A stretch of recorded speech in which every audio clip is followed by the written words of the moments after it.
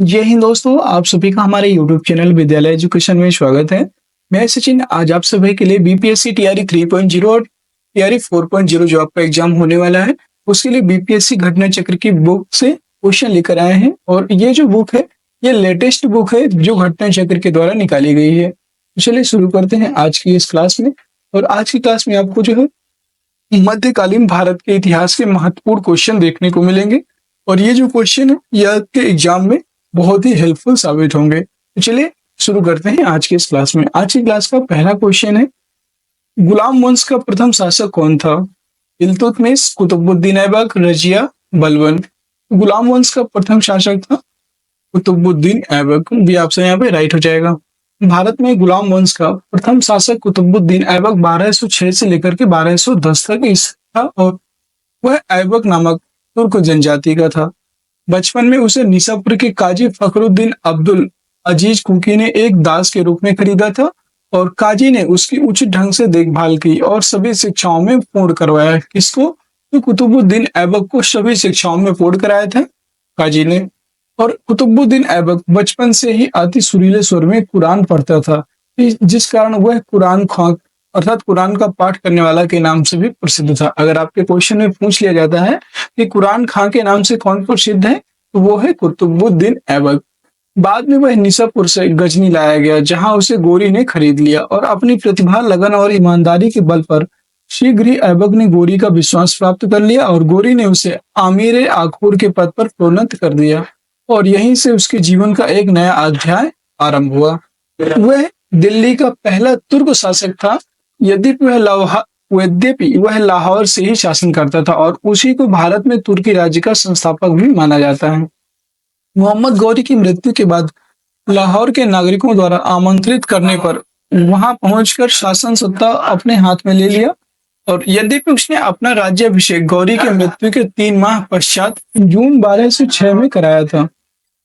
ऐबक ने कभी सुल्तान की उपाधि धारण नहीं की और उसने केवल मलिक और सिपाह सलार की पदवियों से ही अपने को संतुष्ट रखा था। मतलब जो कुतुबुद्दीन ऐबक था उसने कभी भी सुल्तान की उपाधि धारण नहीं की थी। वह हमेशा मलिक और सिपाह सलार के पदवी से ही संतुष्ट रखा अपने आप को। और गोरी के जो उत्तराधिकारी गियासुद्दीन द्वारा मुक्ति पत्र प्राप्त करने के बाद नियम पूर्वक 1208 ईस्वी में ऐबक को दास्ता से मुक्ति मिली थी। अगर अभी कभी आपसे पूछ लेता है कि कुतुबुद्दीन ऐबक को दास्ता से मुक्ति कब और किसके द्वारा मिली थी, गियासुद्दीन के द्वारा जो है उसको मुक्ति पत्र प्रदान किया गया था, जिसके बाद वह 1208 में उसको दास्ता से मुक्ति मिली थी। ये आपका पहला क्वेश्चन था, काफी बड़ा था और इसकी व्याख्या थोड़ा सा ज्यादा हो गई, याद रखेंगे। कुतुबुद्दीन ऐबक की राजधानी थी लाहौर, दिल्ली, अजमेर, लखनऊ थी। तो कुतुबुद्दीन ऐबक की राजधानी क्या थी? लाहौर। अभी बताया आपको, ए ऑप्शन यहाँ पे राइट हो जाएगा। 2.5 दिन का झोपड़ा क्या है? मस्जिद, मंदिर, संत की झोपड़ी, मीनार। याद रखेंगे 2.5 दिन का जो झोपड़ा है ये कुतुबुद्दीन ऐबक के द्वारा बनवाया गया था, एक मस्जिद। ये ऑप्शन करेक्ट हो जाएगा। अपनी उदारता के कारण कुतुबुद्दीन ऐबक इतना अधिक दान करता था कि उसे लाखों को देने वाला अर्थात दान देने वाला के नाम से पुकारा गया। फरिश्ता ने लिखा है कि यदि व्यक्ति किसी भी दानशीलता की प्रशंसा करते हैं तो उसे अपने युग का ऐबक पुकारते थे।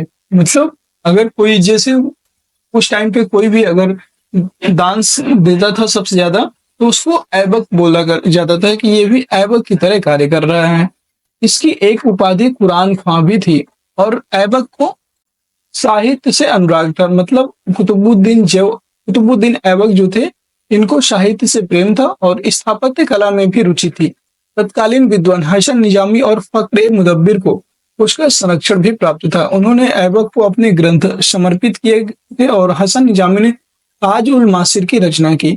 कुतुबुद्दीन ऐबक ने दिल्ली में कुव्वत उल इस्लाम और अजमेर में 2.5 दिन का झोपड़ा नामक मस्जिदों का निर्माण कराया था और उसने दिल्ली में स्थित कुतुब मीनार का निर्माण कार्य प्रारंभ किया जिसे इल्तुतमिश ने पूरा करवाया था।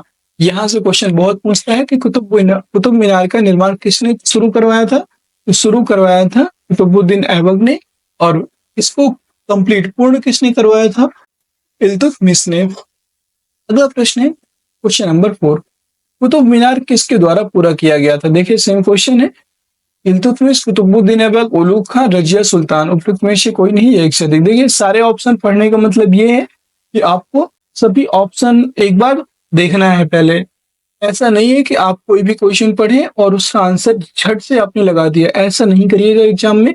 इससे क्वेश्चन प्रबल मतलब बहुत ज्यादा संभावना होती है कि आप क्वेश्चन गलत कर देते हैं आता हुआ, क्योंकि कभी कभी ऐसे रहता है कि हमें और भी एकदम सटीक आंसर जो है किसी दूसरे को ऑप्शन में रहता है, लेकिन हमने जो हमारे दिमाग में है वही हमने तुरंत देखा और उसमें लगा दिया, इससे क्वेश्चन गलत हो जाता है।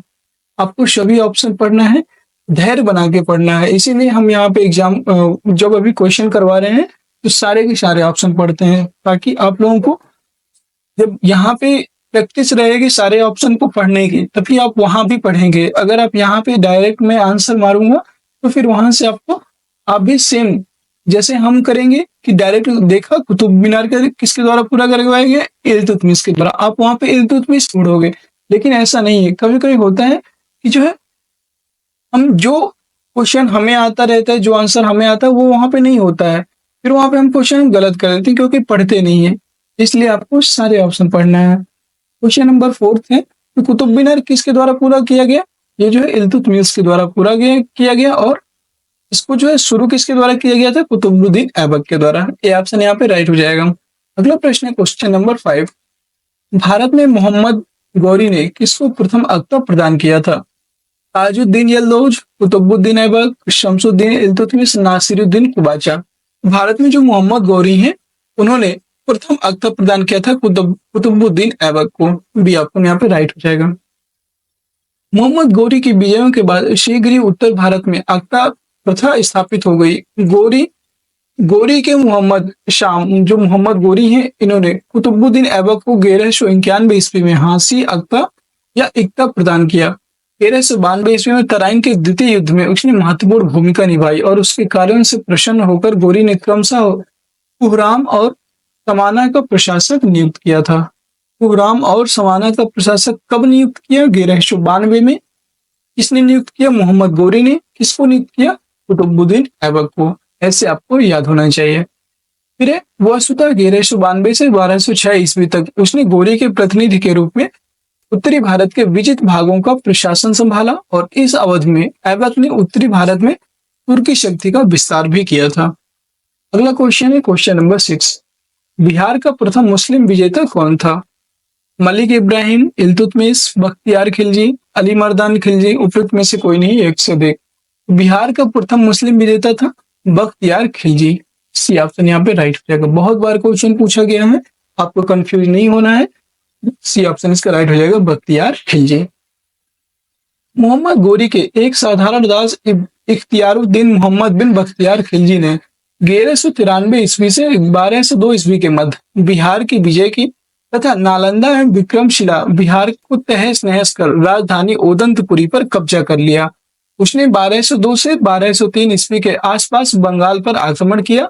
उस समय वहां का शासक लक्ष्मण सेन था। वह बिना युद्ध किए ही भाग निकला था और तुर्की सेना ने राजधानी नदिया में प्रवेश कर चुकी। जो तुर्की सेना थी वो राजधानी जो नदिया जो वहां की राजधानी थी उसमें प्रवेश कर बुरी तरह से लूटपाट किया था।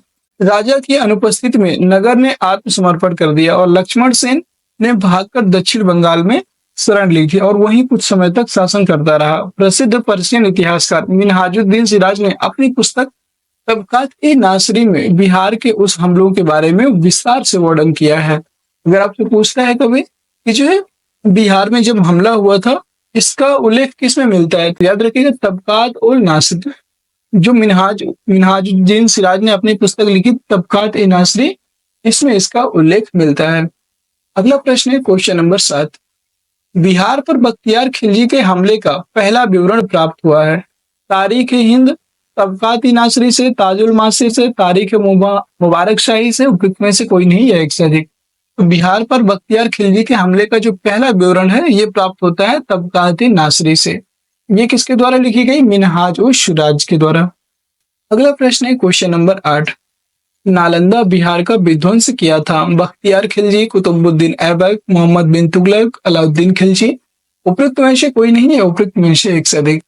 नालंदा जो बिहार है इसका विध्वंस करने वाले कौन थे? बख्तियार खिलजी। ये ऑप्शन राइट हो जाएगा। अगला है क्वेश्चन नंबर 9। इल्तुतमिश ने बिहार में अपना प्रथम सूबेदार नियुक्त किया था। ऐवाज को नासिरुद्दीन महमूद, अली मर्दान, मलिक जानी। तो इल्तुतमिश ने बिहार में अपना प्रथम सूबेदार नियुक्त किया था मलिक जानी को। डी ऑप्शन राइट हो जाएगा। 1225 ईस्वी में इल्तुतमिश ने बिहार शरीफ एवं राढ़ पर अधिकार कर राजमहल की पहाड़ियों में तेलिया गढ़ी के समीप हिशामुद्दीन ऐवाज को पराजित किया और ऐवाज ने इल्तुतमिश की अधीनता स्वीकार कर ली। इल्तुतमिश ने ऐवाज के स्थान पर मलिक जानी को बिहार का सूबेदार नियुक्त किया था। अगला प्रश्न है क्वेश्चन नंबर 10। वह प्रथम मुस्लिम शासक कौन था जिसने शासन के सिद्धांत थियोरी ऑफ किंगशिप को राजाओं के ईश्वरीय अधिकार सिद्धांत के समान प्रतिपादित किया था?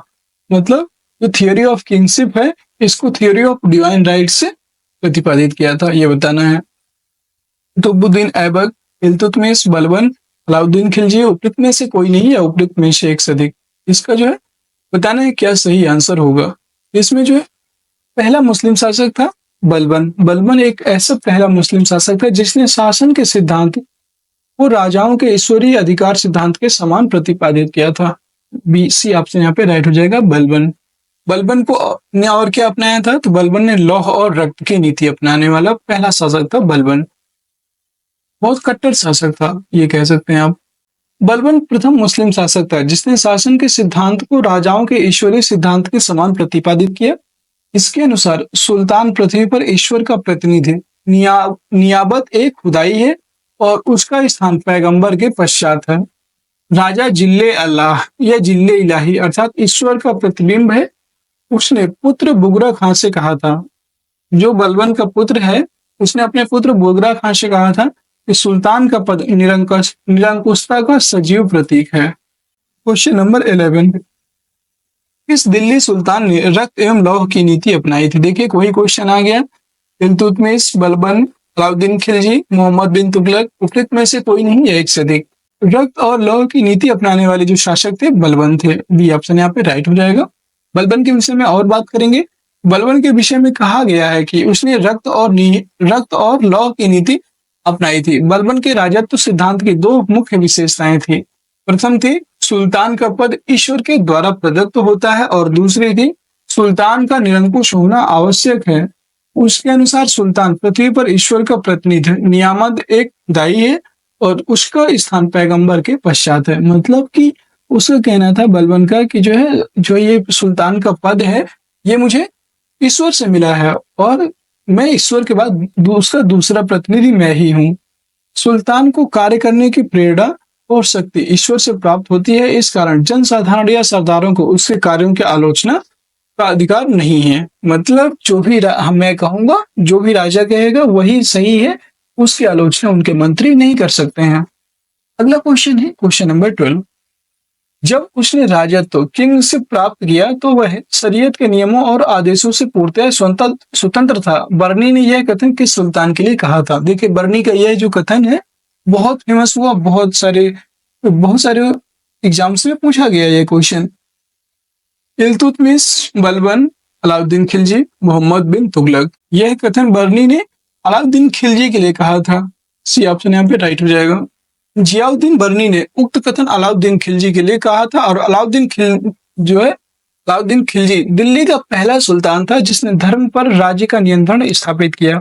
इस संदर्भ में अपनी नीति की व्याख्या करते हुए वह स्वयं कहता है कि मैं नहीं जानता कि कानून की दृष्टि में क्या उचित है और क्या अनुचित।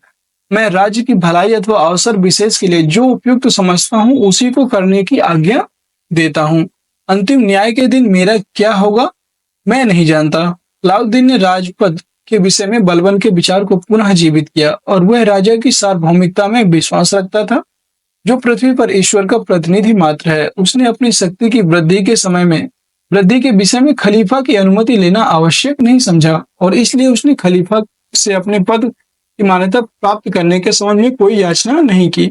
उसने अपने आप को यामिन उस खिलाफत नासरी अमीर उल मुमामिन बताया। इस प्रकार अलाउद्दीन जो है दिल्ली का पहला सुल्तान था जिसने धर्म को राजनीति में हस्तक्षेप नहीं करने दिया और अलाउद्दीन उलेमा वर्ग के प्रभाव से मुक्त रहा। मतलब अगर कभी पूछ ले कि कौन सा ऐसा मुस्लिम शासक था जिसने धर्म को राजनीति में धर्म को राजनीति से दूर रखा। अगर ऐसा भी लिखा मिलता है वहां पे राइट आंसर होगा अलाउद्दीन खिलजी। अलाउद्दीन खिलजी ने धर्म को कभी भी राजनीति में नहीं आने दिया। अगला प्रश्न है क्वेश्चन नंबर 13। अलाउद्दीन खिलजी के प्रसिद्ध सेनापतियों में किसकी मंगोलों के विरुद्ध लड़ते हुए मृत्यु हुई थी? जफर खां, नुसरत खां, अल्प खां, उलूग खां। तो अलाउद्दीन खिलजी के प्रसिद्ध जो सेनापति थे उनमें से जफर खां की मंगोलों के विरुद्ध लड़ते हुए मृत्यु हो गई थी। ये ऑप्शन करेक्ट हो जाएगा।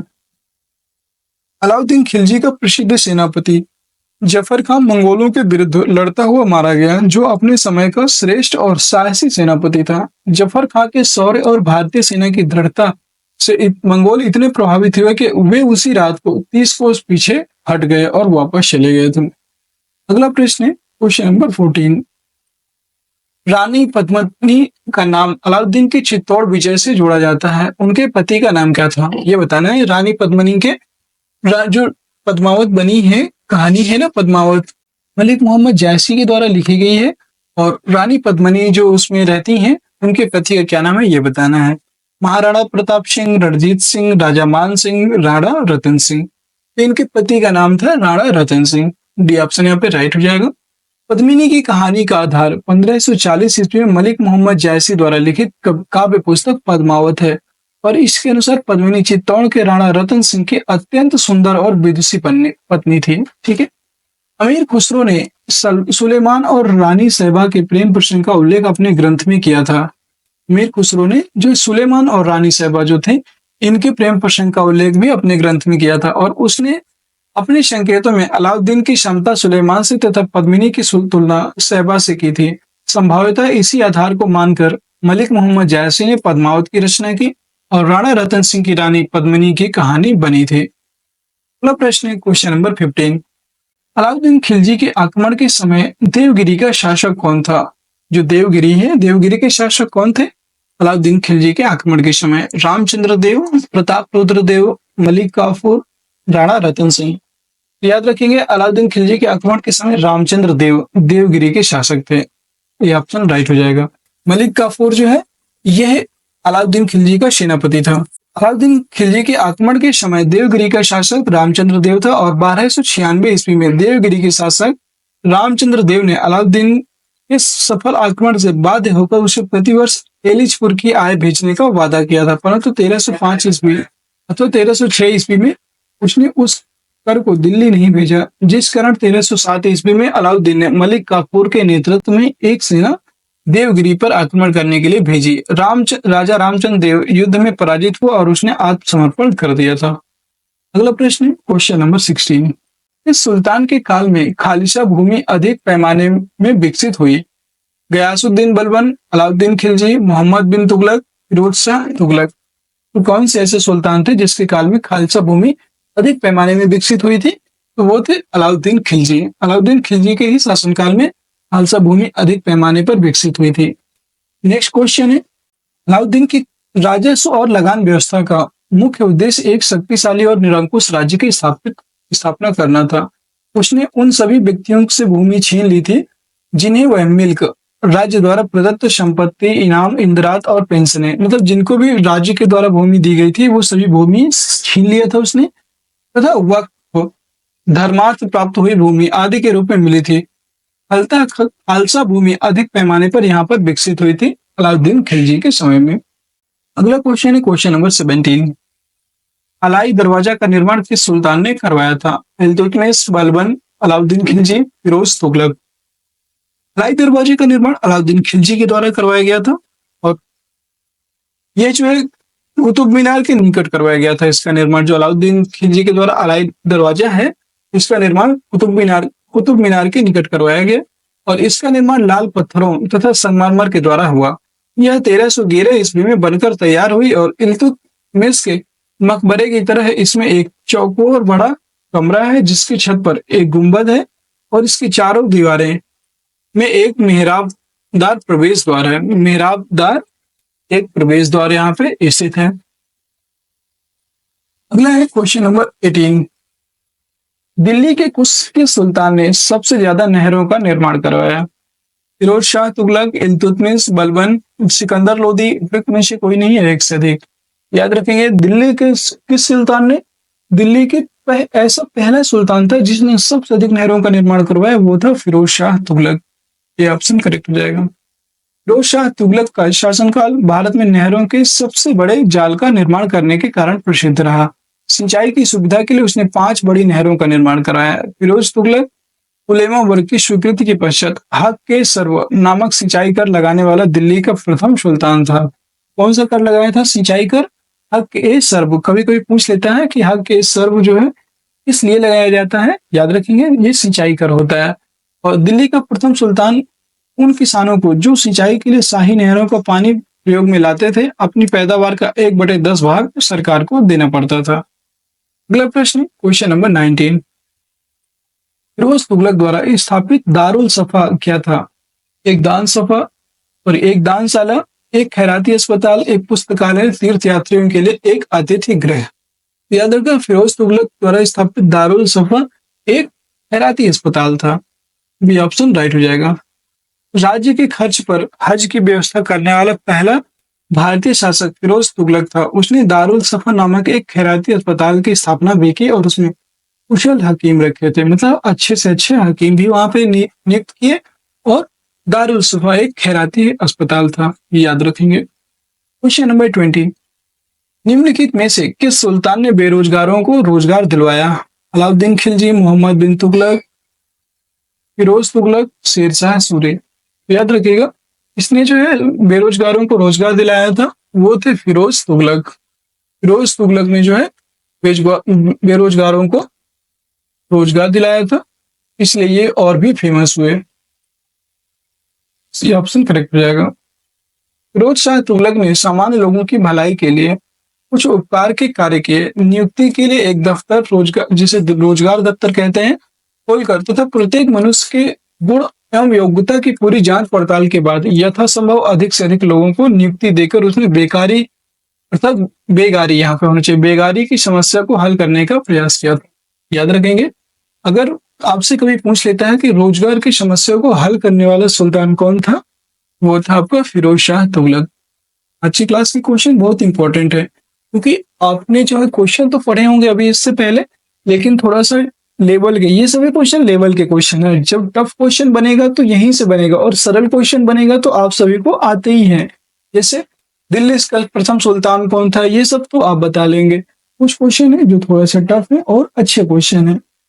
21 नंबर प्रश्न है, निम्नलिखित में से किस सुल्तान के दरबार में सबसे अधिक गुलाम थे? बलबन, अलाउद्दीन खिलजी, मोहम्मद बिन तुगलक, फिरोज तुगलक।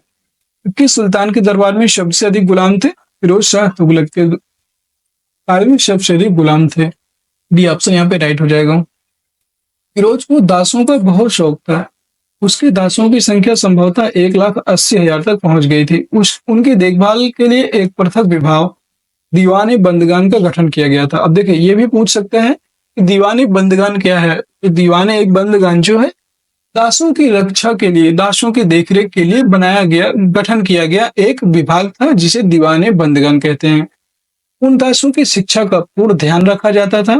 प्रत्येक दास को 10 से 100 टंके के बीच वेतन मिलता था तथा कभी कभी जागीरें भी मिलती थी। फिरोज का यह शौक राज्य के लिए हानिकारक सिद्ध हुआ बाद में। Question number 22। निम्नलिखित में से किस सुल्तान ने फलों की गुणवत्ता सुधारने के लिए क्या उपाय किए? मोहम्मद बिन तुगलक, फिरोज तुगलक, सिकंदर लोदी या शेरशाह सूरी। तो याद रखिए, फलों की गुणवत्ता को सुधारने के लिए फिरोज शाह तुगलक ने उपाय किए थे। बी ऑप्शन करेक्ट हो जाएगा। फिरोज शाह तुगलक ने बागवानी में अपनी अभिरुचि के कारण दिल्ली के निकट 1200 नए बाग लगवाए तथा अलाउद्दीन के 30 पुराने बागों को फिर से लगवाया था।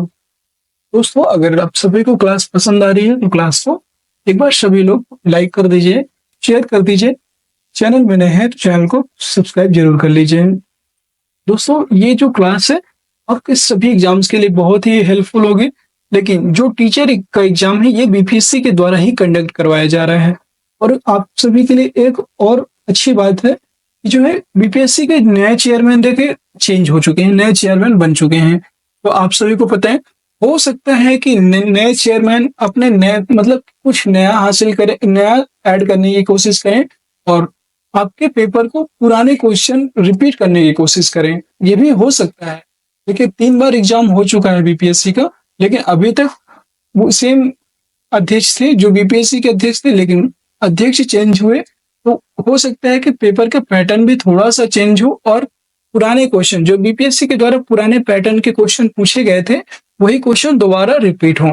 अगर ऐसा होता है तो ये क्लास तो आपके लिए मतलब बहुत ही मील का पत्थर साबित होने वाली है, क्योंकि ये जो घटना चक्र है पुराने बीपीएससी के पुराने सभी क्वेश्चन को यहाँ पे संकलित किया गया है, समाहित किया गया है और सभी क्वेश्चन जो है इसीलिए बीपीएससी घटना चक्र को करवा रहे हैं, ताकि अगर एक मतलब कितने भी क्वेश्चन अगर पूछेगा प्रीवियस ईयर आपको कोई एक क्वेश्चन नहीं छूटेगा। उम्मीद है क्लास आपको पसंद आ रही होगी।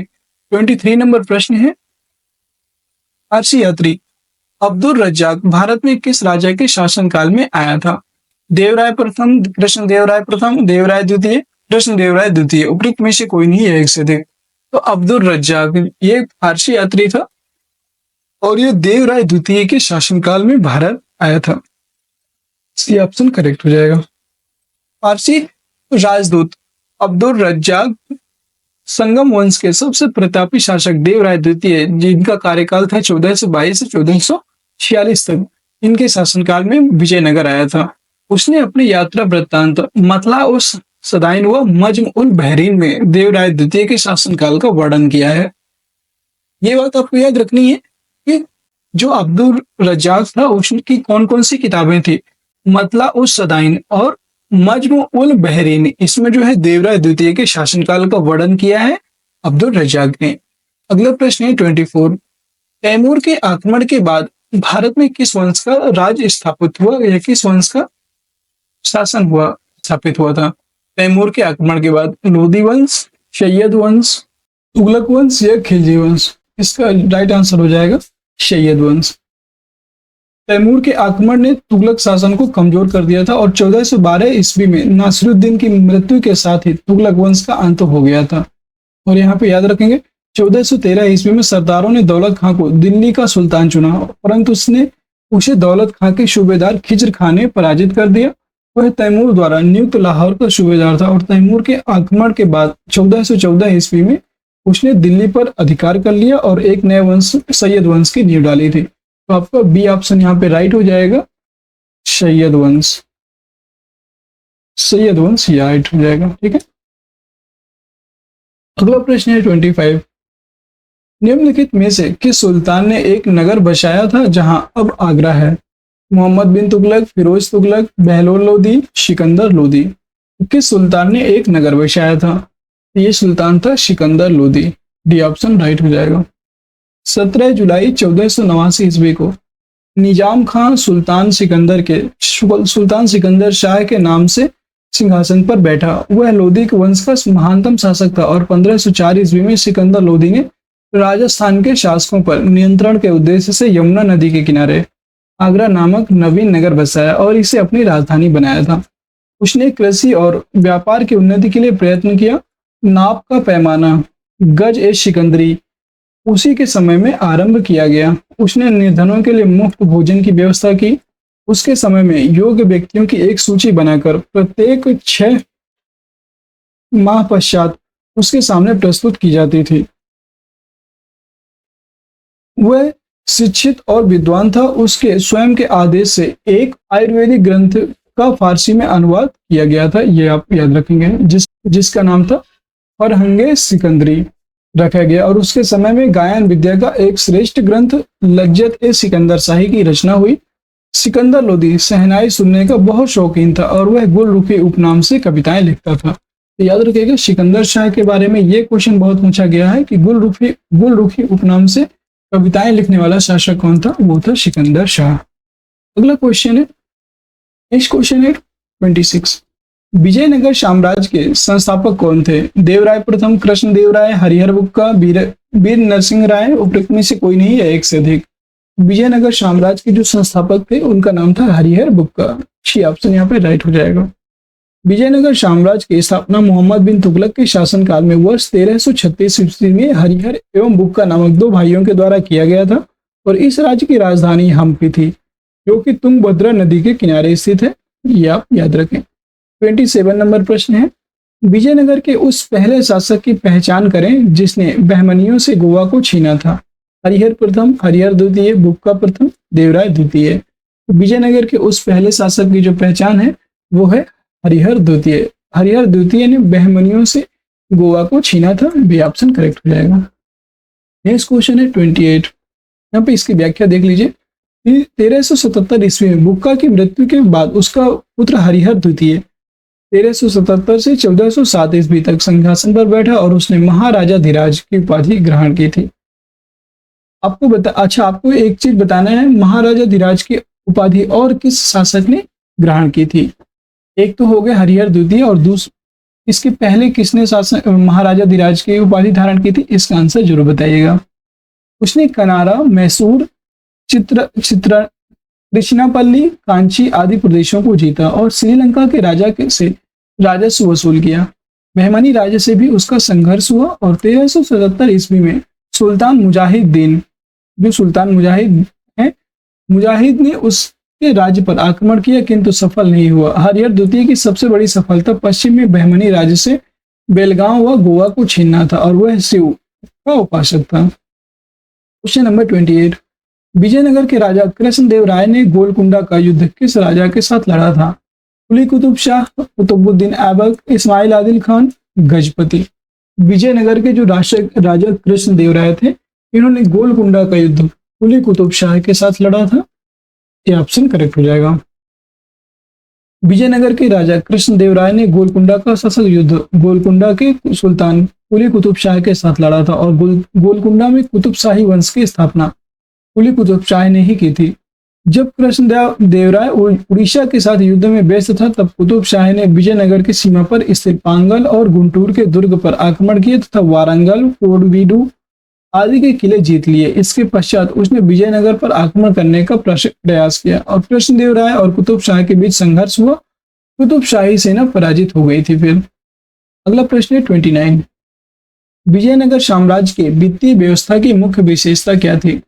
अधिशेष लगान, भू राजस्व, बंदरगाहों से आमदनी, मुद्रा प्रणाली। तो याद रखेंगे इसमें जो है भू राजस्व, वित्तीय व्यवस्था की मुख्य विशेषता थी भू राजस्व। बी ऑप्शन राइट हो जाएगा। विजयनगर राज्य को विभिन्न स्रोतों से आय प्राप्त होती थी, यथा भू राजस्व, संपत्ति कर, व्यापारिक कर, व्यावसायिक कर, उद्योगों पर लगाए जाने वाले कर, सामाजिक और सामुदायिक कर तथा अपराधों के लिए आरोपित अर्थदंड। भूमि का भली भांति सर्वेक्षण किया जाता था और उपज का 1/6 भाग भूमि कर के रूप में वसूल किया जाता था। शिष्ट अर्थात भूमिकर नामक कर, शिष्ट नामक कर राज्य की आय का प्रमुख स्रोत था। शिष्ट कर को क्या नाम से जानते हैं? तो शिष्ट जो है एक प्रकार का भूमि कर था और ये राज्य की आय का प्रमुख स्रोत था। केंद्रीय राजस्व विभाग को अठावने कहा जाता था। जो केंद्रीय राजस्व विभाग है उसको अठावने कहते हैं, ये आप याद रखें। Question number 30। विजयनगर साम्राज्य का अवशेष कहाँ मिलता है? बीजापुर, गोलकुंडा, हम्पी, बड़ौदा। उपरोक्त में से कोई नहीं है एक से अधिक। तो विजयनगर साम्राज्य के जो अवशेष हैं ये हमें हम्पी कर्नाटक से मिलते हैं। सी ऑप्शन करेक्ट हो जाएगा। हम्पी के खंडहर वर्तमान कर्नाटक में अवस्थित विजयनगर साम्राज्य की प्राचीन राजधानी का प्रतिनिधित्व करते हैं और विजयनगर काल में बना विरूपाक्ष मंदिर यहीं पर अवस्थित है। हम्पी यूनेस्को की विश्व विरासत स्थलों की सूची में भी सम्मिलित है। और आज की क्लास का अंतिम प्रश्न है। इस क्वेश्चन का आंसर जो है आप सभी को देना है। दीवान ए अर्ज विभाग संबंधित था शाही पत्राचार से, विदेश विभाग से, रक्षा विभाग से, वित्त विभाग से। उपयुक्त में से कोई नहीं या एक से अधिक। क्या होगा इसका राइट आंसर जरूर बताइएगा। ये आपका 62 बीपीएससी प्री 2016 में क्वेश्चन पूछा गया था और बताना है दीवान ए अर्ज विभाग किससे संबंधित था। उम्मीद है आप सभी को क्लास बहुत पसंद आई होगी। क्लास पसंद आई है तो एक बार सभी लोग जो है क्लास को लाइक कर दीजिए, शेयर कर दीजिए। चैनल में नए हैं तो चैनल को सब्सक्राइब भी जरूर कर लीजिए, जिससे कि आगे आने वाली सभी वीडियोज की नोटिफिकेशन भी आप सभी को समय समय पर मिलती रहे। और सभी लोग जो है हमारे टेलीग्राम चैनल को अवश्य ज्वाइन कर लीजिए। टेलीग्राम चैनल पर जो है सभी पीडीएफ्स वहाँ पर अवेलेबल होती हैं और सारी करंट अफेयर्स की बिहार जीके जीएस सभी करंट अफेयर्स और बिहार जीके जीएस की वहाँ पे पीडीएफ भी अपलोड कर दी गई हैं, जिससे कि आपको आपकी तैयारी में हेल्पफुल साबित होंगी। टेलीग्राम चैनल का नाम है विद्यालय एजुकेशन। विद्यालय एजुकेशन ऑफिशियल जैसे ही आप सर्च करेंगे आपको टेलीग्राम चैनल मिल जाएगा, वहां से आप ज्वाइन कर सकते हैं। और इस वीडियो के डिस्क्रिप्शन में भी टेलीग्राम चैनल का लिंक दिया हुआ है, वहां से भी आप इसको ज्वाइन कर सकते हैं। और अगर आपका कोई भी डाउट है, कोई भी किसी भी क्वेश्चन को लेकर के कोई डाउट होता है या कोई अदर क्वेश्चन है जो आपको नहीं समझ में आ रहा हो, तो आप टेलीग्राम चैनल में हमसे पूछ सकते हैं डायरेक्ट। ठीक है, वहां पे सभी के लिए मैसेज करने की खुली छूट दी गई है। आप वहां पे अपने कोई भी डाउट होता है आप वहां पे पूछ सकते हैं, मैसेज कर सकते हैं, डायरेक्ट हमसे बात भी कर सकते हैं। फिर मिलते हैं किसी नेक्स्ट वीडियो में, तब तक के लिए जय हिंद जय भारत। आप सभी का दिन शुभ हो।